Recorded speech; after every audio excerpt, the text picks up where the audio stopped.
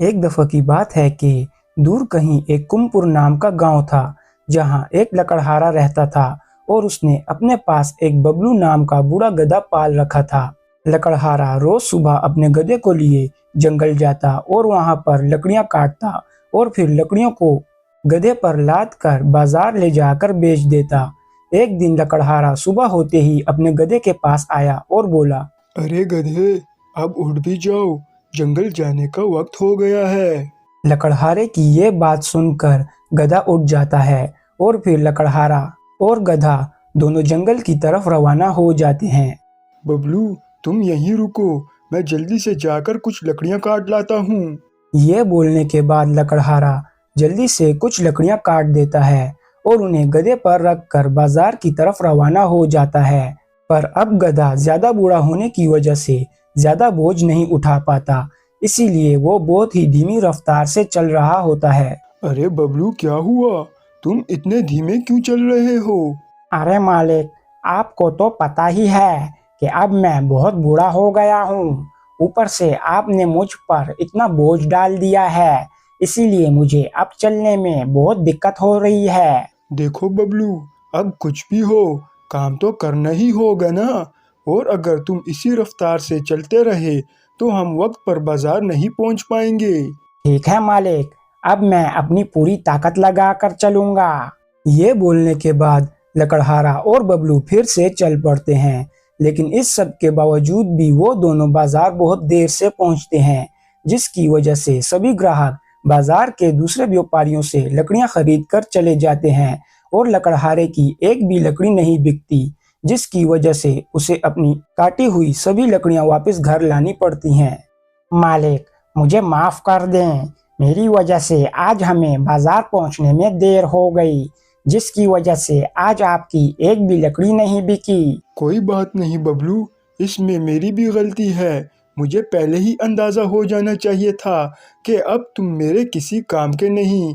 लेकिन तुम फिक्र ना करो, मैं कोई ना कोई हल ढूंढ लूंगा। ये बोलकर लकड़हारा वहां से चला जाता है। अगले दिन सुबह होते ही लकड़हारा फिर से गधे के पास आता है। मालिक, क्या आप जंगल जाने के लिए तैयार हैं? अरे नहीं नहीं बबलू, आज हम जंगल नहीं जा रहे। आज मुझे किसी और काम से कहीं और जाना है। इसीलिए आज तुम आराम करो और घर का ध्यान रखना। मैं शाम होने से पहले ही वापस आ जाऊंगा। ये बोलकर लकड़हारा वहां से चला जाता है। अब अंधेरा होने में थोड़ा सा ही वक्त होता है कि इतने में अचानक लकड़हारा अपने साथ दो घोड़ों को लिए वापस पहुंच जाता है। देखो बबलू, मेरे साथ कौन आया है? अरे वाह मालिक, आप तो अपने साथ दो हट्टे कट्टे जवान घोड़ों को ले आए। हाँ बबलू, मैंने अपनी सारी जमा पूंजी इकट्ठी कर ली और जाकर इन दो घोड़ों को ले आया। क्योंकि अब तुम बूढ़े हो गए हो, इसीलिए तुम्हें आराम की ज़रूरत है। अब से मैं इन दो घोड़ों पर ही सारी लकड़ियों को बोझ डालूंगा। अरे वाह मालिक, ये तो आपने बहुत अच्छा किया।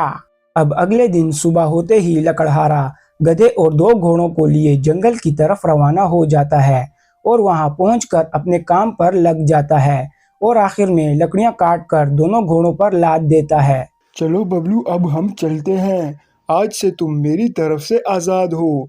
अब तुम जहाँ जाना चाहो जा सकते हो। बबलू मालिक की ये बात सुनकर परेशान हो जाता है। अरे मालिक, ये आप क्या कह रहे हो? मुझे तो आपकी बात की कोई समझ नहीं आई। देखो बबलू, चूंकि अब तुम बूढ़े हो गए हो, इसीलिए अब तुम मेरे किसी काम के नहीं रहे और तुम्हें भी आराम की ज़रूरत है। इसीलिए मैं तुम्हें आज़ाद करता हूँ। अब तुम्हें मेरे साथ आने की ज़रूरत नहीं। अरे नहीं मालिक, ऐसा ना करें। मैं आपको छोड़कर नहीं जाने वाला।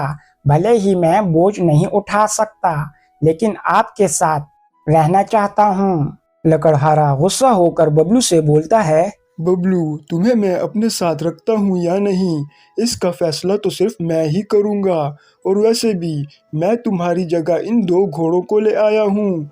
मैं अकेले तीन तीन जानवरों की जिम्मेदारी नहीं ले सकता। इसीलिए आज के बाद तुम्हारा मेरा कोई वास्ता नहीं। अब से ये जंगल ही तुम्हारा घर है।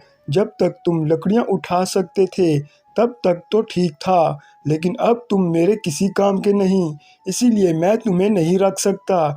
चलो घोड़ों, हमें जल्दी बाजार पहुंचना होगा। ये सब बोलने के बाद लकड़हारा घोड़ों को लिए बाजार की तरफ रवाना हो जाता है और बेचारा बबलू जंगल में अकेला ही रह जाता है और रोने लगता है। अरे ये क्या, मालिक ने मुझे मेरी सारी जिंदगी की वफादारी और मेहनत का ये सिला दिया। मैंने कभी सोचा भी नहीं था कि मालिक मेरे बुरे वक्त में मेरे साथ ऐसा करेगा। अब इस सब के बाद बबलू को भूख लगती है और वो जंगल में घास खा रहा होता है कि इतने में अचानक से एक लगड़भक्का वहां आ पहुंचता है। अरे वाह, एक बूढ़ा गधा, लगता है कि तुम भटक गए हो। अरे नहीं, मुझे मेरे मालिक ने छोड़ दिया है। अब मैं अपनी मर्जी से कहीं भी जा सकता हूँ, इसीलिए मुझे भूख लगी तो मैं यहाँ आ गया। क्या तुम्हारे मालिक ने तुम्हें छोड़ दिया? इसका मतलब तुम अकेले हो? हाँ, तुमने बिल्कुल ठीक कहा, मैं अकेला हूँ। लेकिन तुम ये सब क्यों पूछ रहे हो? अरे वाह, ये तो तुम्हारा शिकार करने का अच्छा मौका है और ऊपर से तुम बूढ़े भी हो, ज्यादा भाग भी नहीं पाओगे। क्या तुम मेरा शिकार करना चाहते हो? देखो, ऐसा ना करो और मुझे जाने दो। हा हा हा, ऐसे कैसे जाने दूं? वैसे भी मुझे बहुत भूख लगी है। ये सब बोलने के बाद जैसे ही लगड़भग्गा गधे की तरफ शिकार करने के लिए आगे बढ़ता है, इतने में ही एक बूढ़ा शेर और एक हाथी वहां आ पहुंचते हैं। खबरदार, जो तुमने एक भी कदम आगे बढ़ाया तो। अरे नहीं हाथी सरकार, मैं तो बस इसकी मदद कर रहा था। ठीक है, अब तुम चले जाओ, हम आ गए हैं, हम इसकी मदद कर लेंगे। हाथी की ये बात सुनकर लगड़भग्गा मायूस होकर वहां से चला जाता है। हाथी भाई, आपका बहुत शुक्रिया, जो आपने मेरी जान बचाई। वो सब तो ठीक है, लेकिन तुम्हें अपने मालिक के बगैर ऐसे जंगल में नहीं घूमना चाहिए। माफ करना हाथी भाई, दरअसल अब मेरा कोई भी मालिक नहीं, मैं अकेला हूँ। मगर वो क्यों? हाथी की ये बात सुनने के बाद बबलू हाथी को सारी बात बताता है। अरे नहीं, तुम्हारे साथ तो बहुत बुरा हुआ। तुम्हारे मालिक को तुम्हारे साथ ऐसा नहीं करना चाहिए था, लेकिन इस जंगल में भी रहना तुम्हारे लिए ठीक नहीं। यहाँ तरह तरह के शिकारी जानवर हैं, जो के मौका देखते ही तुम्हारा शिकार कर लेंगे। अब आप ही बताएं हाथी भाई, अब मैं जाऊं तो जाऊं कहाँ? इस उम्र में तो मुझे कोई भी नहीं अपनाएगा। देखो, तुम ऐसे मायूस ना हो। अगर तुम चाहो तो कुछ वक्त के लिए हमारे साथ यहाँ रह सकते हो। क्या सच में? हाँ, क्यों नहीं। तुम भी हमारी तरह एक जानवर हो, इसीलिए हमारा फर्ज बनता है कि हम तुम्हारी मदद करें। मेरे बुरे वक्त में मेरी मदद करने के लिए तुम्हारा बहुत शुक्रिया हाथी भाई। कोई बात नहीं, इनसे मिलो, ये है मेरा दोस्त शेरू, इस जंगल का राजा। इसे सब शेर राजा कहकर पुकारते हैं। शेर राजा, आपसे मिलकर बहुत अच्छा लगा और मेरी मदद करने के लिए आपका भी बहुत शुक्रिया। बूढ़ा शेर गधे की इस बात का कोई जवाब नहीं देता तो गधा बोलता है, हाथी भाई, मुझे लगता है शेर राजा मेरे यहाँ होने से खुश नहीं, इसीलिए वो मेरी बात का जवाब नहीं दे रहे। अरे नहीं नहीं बबलू, ऐसी कोई बात नहीं। असल में एक हफ्ता पहले अचानक से शेरू की आवाज बंद हो गई, जिसकी वजह से ना तो वो बोल पा रहा है और ना ही दहाड़ पाता है। क्या? मुझे ऐसा लगता है कि मैं आपकी ये परेशानी दूर कर सकता हूँ। रुको, मैं अभी आया। ये बोलकर गधा जाता है और जंगल में से कुछ जड़ी बूटियां इकट्ठा करता है और वो लाकर शेर के आगे रख लेता है। ये लें शेर राजा, ये खाने से आपकी आवाज वापस आ जाएगी। लेकिन ये सब है क्या? ये कुछ जड़ी बूटियां हैं। जब मेरे मालिक का गला खराब होता और वो ठीक से नहीं बोल पाता था, तो वो भी इन्हीं जड़ी बूटियों को खाता था, जिससे कि थोड़ी ही देर में उसकी आवाज बिल्कुल ठीक हो जाती थी। अरे वाह, ये तो बहुत अच्छा है। चलो शेरू, मुझे लगता है तुम्हें ये खा लेना चाहिए। शेर हाथी की बात मानकर उन जड़ी बूटियों को खा लेता है और थोड़ी ही देर के बाद उसकी आवाज वापस आ जाती है और शेर जोर से दहाड़ता है।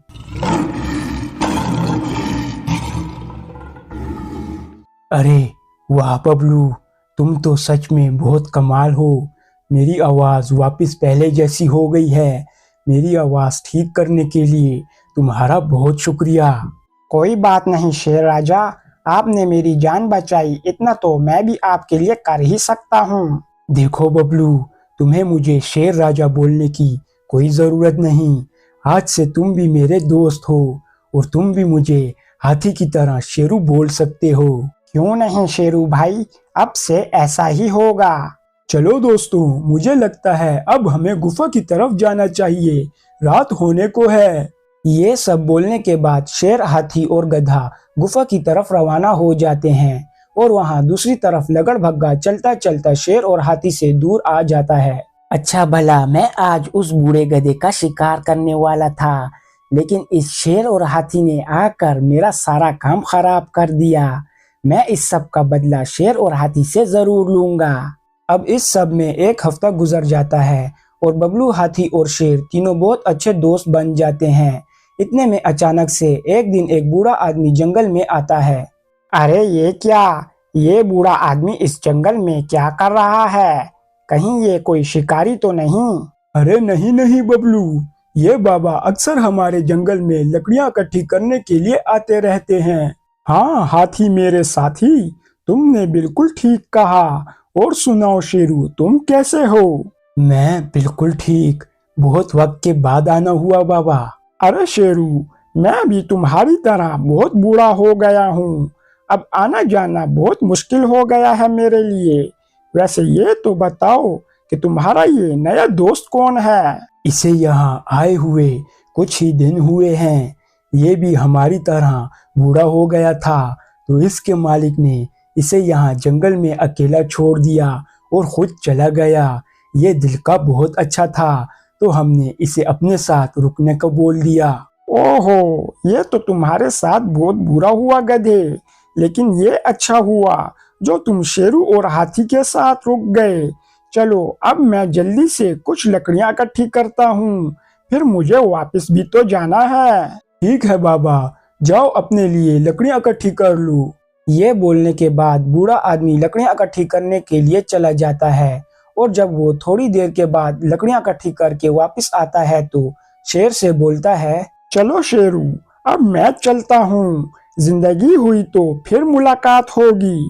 वो सब तो ठीक है, लेकिन तुम तो अपने साथ बस ये एक ही लकड़ी ले जा रहे हो। हाँ बाबा, इस एक लकड़ी से तुम्हारा क्या ही होगा। अरे अब तो मेरे लिए चलना भी बहुत मुश्किल है। मैं इससे ज्यादा लकड़ी नहीं उठा सकता, इसीलिए मैं बस ये एक ही लकड़ी का टुकड़ा साथ लेकर जा रहा हूँ। सुनो बाबा, अगर तुम बुरा ना मानो तो क्या मैं तुम्हें खुद पर सवार करके तुम्हारे घर तक ले जा सकता हूँ? अरे गधे, इसमें बुरा मानने की क्या बात है? इससे तो मुझे बहुत खुशी होगी। तो ठीक है, बस थोड़ी देर रुको, मैं अभी आता हूँ। ये बोलकर गधा वहाँ से जाता है और थोड़ी ही देर में कुछ लकड़ियाँ और इकट्ठी करके वापस आता है। चलो बाबा, अब हम चलते हैं। वो तो ठीक है, लेकिन ये लकड़ियाँ किस लिए? ये लकड़ियाँ तुम्हारे लिए हैं। तुम इतनी दूर से यहाँ इस जंगल में आए हो।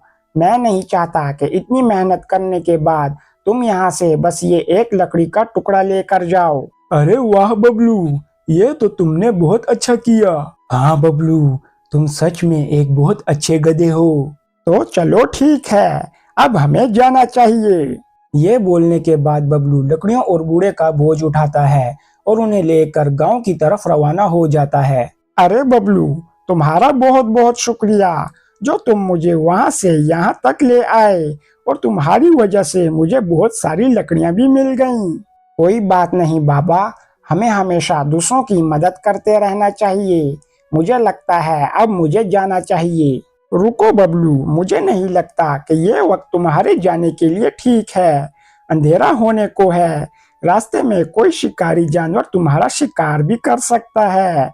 मेरी मानो तो आज रात तुम यहीं रुक जाओ, सुबह होते ही तुम यहाँ से रवाना हो जाना। सही कहा बाबा, ऐसा करता हूँ, आज रात मैं यहीं रुक जाता हूँ। बाबा के कहने पर बबलू रात को बाबा के घर में ही रुक जाता है और जब अगले दिन बबलू वहां से रवाना होने लगता है तो बाबा उससे बोलता है, देखो बबलू, बुरा मत मानना। अगर तुम चाहो तो यहाँ मेरे साथ हमेशा के लिए रह सकते हो।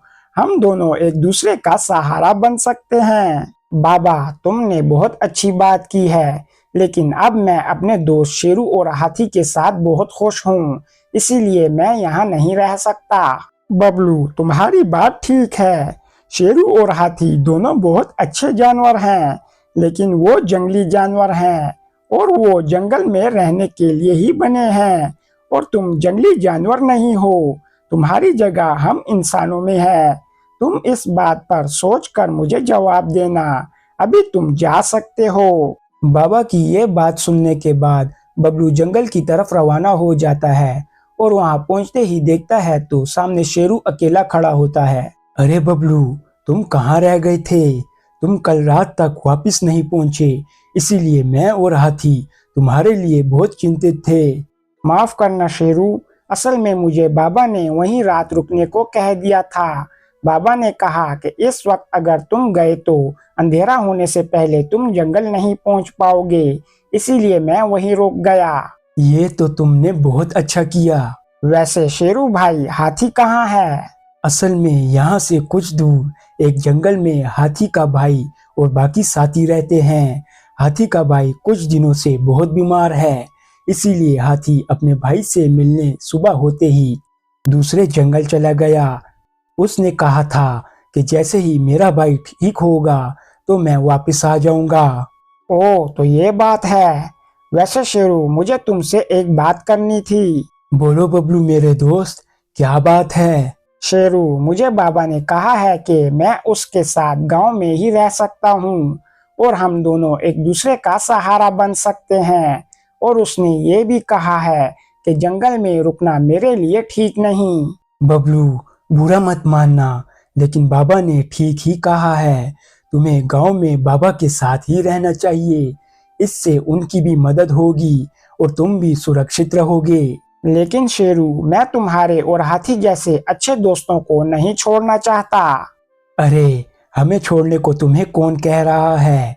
तुम जब चाहो यहाँ हमें मिलने के लिए आ सकते हो, और मेरी मानो तो तुम्हें अभी के अभी बाबा के पास चले जाना चाहिए। अभी के अभी?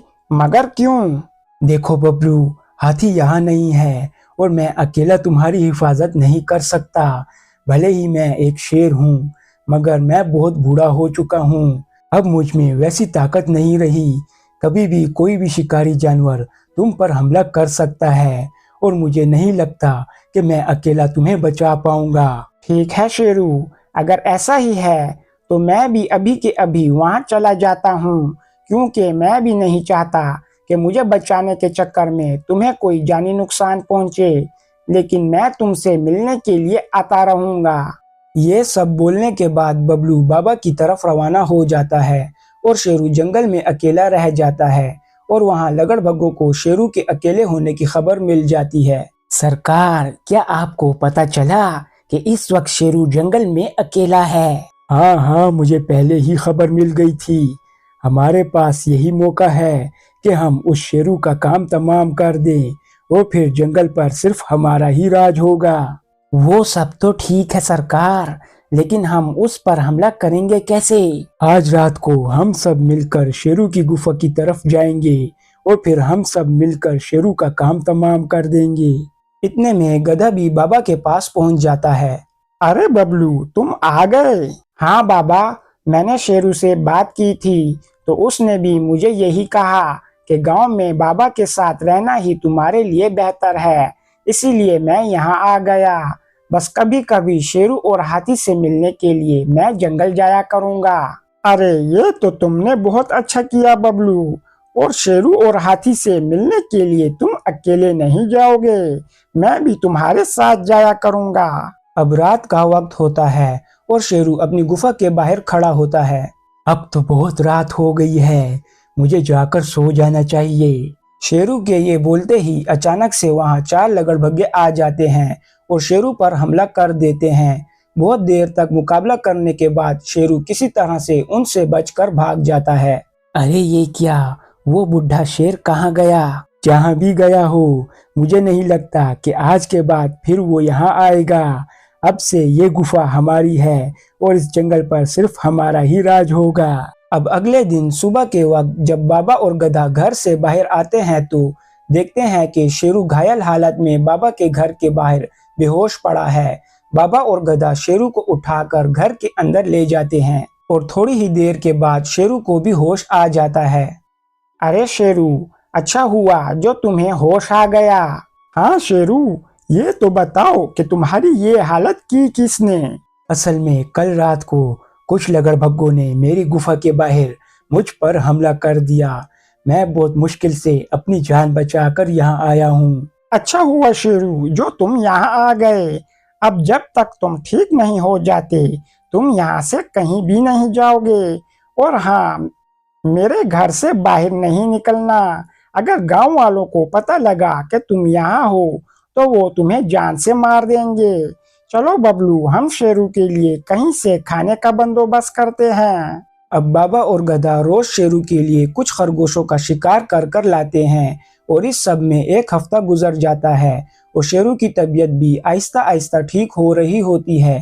पर एक दिन बाबा और गधा कुछ खरगोशों को लिए गुजर रहे होते हैं कि रास्ते में उन्हें गांव का सरपंच मिलता है। अरे बाबा, ये क्या तुमने इस उम्र में आकर शिकार करना शुरू कर दिया? हाँ सरपंच जी, बस मेरा दिल आज खरगोश खाने को हुआ तो मैंने कुछ खरगोशों का शिकार कर लिया। अच्छा, और ये गधा तुम्हारे पास कहाँ से आया? आज से पहले तो तुम्हारे पास कोई गधा ना था। अरे ये तो एक बूढ़ा गधा है, जंगल में आवारा घूम रहा था तो मैं इसे अपने साथ ले आया। अब मैं चलता हूँ, मुझे देर हो रही है। ये बोलने के बाद बाबा और गधा दोनों वहाँ से चले जाते हैं, मगर सरपंच को बाबा की बातों पर शक हो जाता है। सुनो आदमियों, जाओ और इस बाबा का पीछा करो। ये बाबा हमसे कोई बात तो छुपा रहा है, जाओ पता करो। ठीक है सरपंच साहब, जैसा आप कहें। अब बाबा और बबलू घर पहुंच जाते हैं और शेरू को खाना देते हैं और इतने में ही सरपंच का आदमी बाबा के घर में चुपके से शेरू को देख लेता है और जल्दी से जाकर सरपंच को बताता है। सरपंच जी, आपकी बात बिल्कुल ठीक निकली। उस बाबा ने अपने पास एक शेर पाल रखा है। मुझे पता था कि वो बुढ़ा हमसे कुछ तो छुपा रहा है। चलो अब हम जाकर बाबा से उस शेर को छीन लेते हैं। लेकिन सरपंच जी, उस बुढ़े से शेर छीनने में हमारा क्या फायदा? बेवकूफ, अगर हम उस शेर को किसी जू या सर्कस वाले को बेचेंगे तो वो हमें बहुत अच्छी खासी रकम देगा। फिर तो हमें जाने में जरा सी भी देर नहीं करनी चाहिए। इस सब के बाद सरपंच अपने आदमियों को लिए बाबा के घर में घुस जाता है। अरे सरपंच जी, आप यहाँ? हाँ बाबा, आखिरकार तुम्हारी चोरी पकड़ी गई। भला तुम इतने खतरनाक जानवर को गांव में कैसे रख सकते हो? अगर इसने किसी गांव वाले पर हमला कर दिया तो इसीलिए मैं इसे यहाँ से ले जाने आया हूँ ताकि जंगल ले जाकर मैं इसे मार सकूं। सरपंच जी, आप ऐसा ना करें, मैं आज ही इस शेर को यहाँ से भेज दूंगा, बस आप इसे जाने दें। नहीं बाबा, कुछ भी हो जाए मैं इस शेर को यहाँ से लिए बगैर नहीं जाऊंगा। सरपंच की ये बात सुनने के बाद गधा बोलता है, अच्छा, अगर मैं तुम्हें जंगल में छुपे एक खजाने का पता बता दूं तो क्या फिर तुम इसे जाने दोगे? क्या? जंगल में छुपा खजाना? बताओ कहाँ है वो खजाना? पर तुम्हें वादा करना होगा कि अगर मैंने खजाने का पता तुम्हें बता दिया तो तुम इस शेर को कुछ नहीं करोगे। हाँ जरूर, लेकिन अगर तुम्हारी बात झूठ निकली और जंगल में मुझे कोई खजाना ना मिला तो मैं वापस आकर तुम सबको जान से मार दूंगा। तो ठीक है, जंगल के बीचों बीच इस शेर की गुफा है और उस गुफा के अंदर सोने के सिक्कों से भरी 2 बोरियां पड़ी हैं, तुम जाकर उन्हें ले लो। चलो साथियों, हमें अभी के अभी जाना होगा। ये बोलने के बाद सरपंच अपने आदमियों को लिए जंगल की तरफ रवाना हो जाता है। अरे बबलू, ये तुमने क्या किया? अगर उसे मेरी गुफा में कोई खजाना नहीं मिला तो वो वापस आकर हम तीनों को खत्म कर देगा। हाँ शेरू, तुमने बिल्कुल ठीक कहा, ऐसा हो सकता है, लेकिन अगर ये जंगल से जिंदा वापस लौटा तो? क्योंकि मुझे नहीं लगता कि ये उन लगड़बग्गों से मुकाबला कर पाएगा जो कि इस वक्त तुम्हारी गुफा में रह रहे हैं। वहाँ सरपंच अपने आदमियों को लिए शेर की गुफा के पास पहुँच जाता है। लगता है ये ही उस शेर की गुफा है, हमारा खजाना इसी में है। सरपंच के ये बोलते ही गुफा में से कुछ लकड़भग्गे बाहर निकलते हैं। अरे ये क्या, उस शेर की गुफा में तो लकड़भग्गे घुसे हुए हैं, मार दो इन्हें। सरपंच के ये कहते ही सरपंच के आदमी अपनी बंदूकों से गोलियां चलाना शुरू कर देते हैं और लकड़भग्गे भी उन पर हमला कर देते हैं। बहुत देर तक मुकाबला करने के बाद सभी लकड़भग्गे और सरपंच के आदमी मारे जाते हैं और सरपंच अकेला ही रह जाता है। चलो, आखिरकार अब मेरा रास्ता साफ है। ये बोलकर सरपंच शेर की गुफा में जाता है और वहाँ बहुत देर तक ढूंढने के बाद भी उसे कोई खजाना नहीं मिलता। ये क्या, उस बूढ़े और गधे ने मिलकर मुझे धोखा दिया, मैं उन्हें छोड़ूंगा नहीं। सरपंच के ये बोलते ही शेर, गधा और बाबा वहाँ पहुँच जाते हैं। धोखेबाज गधे, तुमने मेरा बहुत नुकसान कराया, मैं तुम्हें छोड़ूंगा नहीं। ये बोलने के बाद सरपंच जैसे ही गधे को मारने के लिए आगे बढ़ता है तो शेर सरपंच पर हमला कर देता है और उसे थोड़ी ही देर में खत्म कर देता है। और इस तरह शेर की उन लकड़भग्गों से जान छूट जाती है और बाबा की सरपंच से। इस सब के कुछ दिन के बाद हाथी भी वापस आ जाता है और फिर शेर और गधा हाथी को सारी बात बताते हैं और वापस से पहले की तरह हंसी खुशी रहने लगते हैं। और इस तरह ये कहानी यहाँ ख़त्म होती है। वीडियो पसंद आने की सूरत में वीडियो को लाइक करना और चैनल को सब्सक्राइब करना ना भूलें और मज़ीद ऐसी वीडियोस देखने के लिए बेल आइकन को ज़रूर प्रेस करें। शुक्रिया।